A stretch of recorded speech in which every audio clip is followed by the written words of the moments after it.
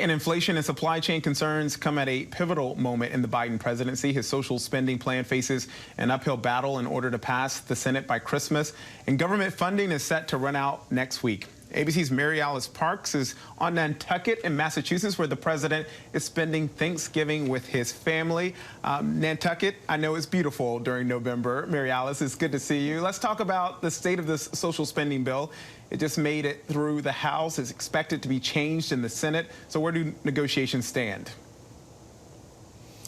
Yeah, Ken, it's hard to imagine that the bill won't shrink in the Senate. First, we know that two Democratic senators, Joe Manchin and Kristen Sinema, have said that they're interested in a smaller package. There's a lot of conversation about the paid family leave proposals that were included in the House version. Some early conversation that might be lobbed off. They might try to tackle that later. And then, of course, there's the question of the Senate parliamentarian. Remember, for Democrats to do this on their own without any Republican votes, it has to be strictly a budget bill. And the House version includes pretty massive immigration proposals that would allow up to millions of undocumented immigrants be able to apply for work visas and permits. And it is possible that the Senate parliamentarian says that those provisions don't count and won't be able to be included. So we'll have to stand by and see what they eventually say they will vote on there in the Senate. All right, and about COVID and the vaccine, we know the deadline for federal workers to be vaccinated has come and gone. What do we know about the number of workers who didn't meet the mandate's requirements? Will we see a federal worker shortage at important agencies like the TSA ahead of the holidays?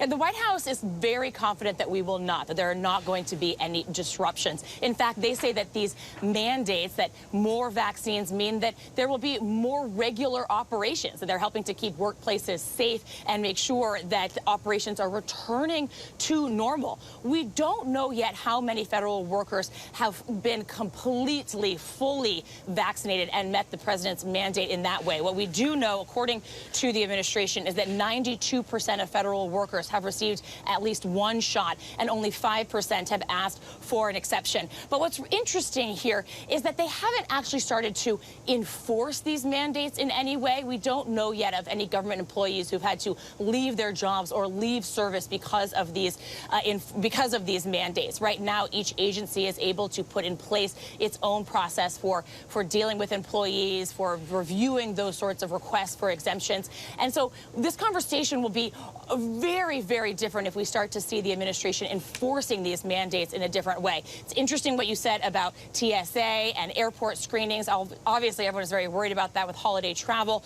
We know that the Department of Homeland Security, that includes TSA, has had about 89% of employees receive at least one shot. And MaryAlice, before you go, we know that when it comes to Kyle Rittenhouse and that trial there in Kenosha, Wisconsin, in interviews after his acquittal, Rittenhouse said he had no interest in politics, but it seems he's getting a lot of attention from Republicans, far-right Republicans, and also a former president. Yeah, it's right. He might not be interested in being involved in politics, but it seems like members of Congress on the far right are very interested in continuing to lift him up and have him in the headlines. Former President Trump, like you said, invited him to Mar-a-Lago, shared pictures of meeting him, described meeting him.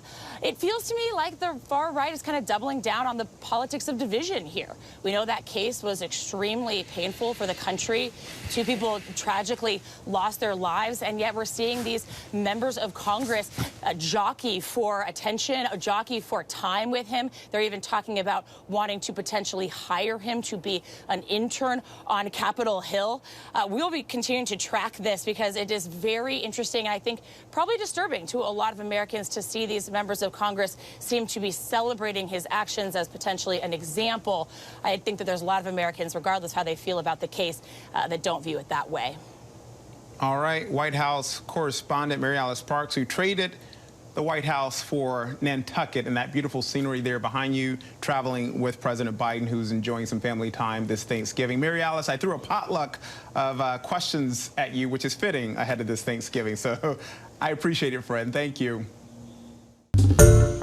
Hi, everyone. George Stephanopoulos here. Thanks for checking out the ABC News YouTube channel. If you'd like to get more videos, show highlights, and watch live event coverage, click on the right over here to subscribe to our channel. And don't forget to download the ABC News app for breaking news alerts. Thanks for watching.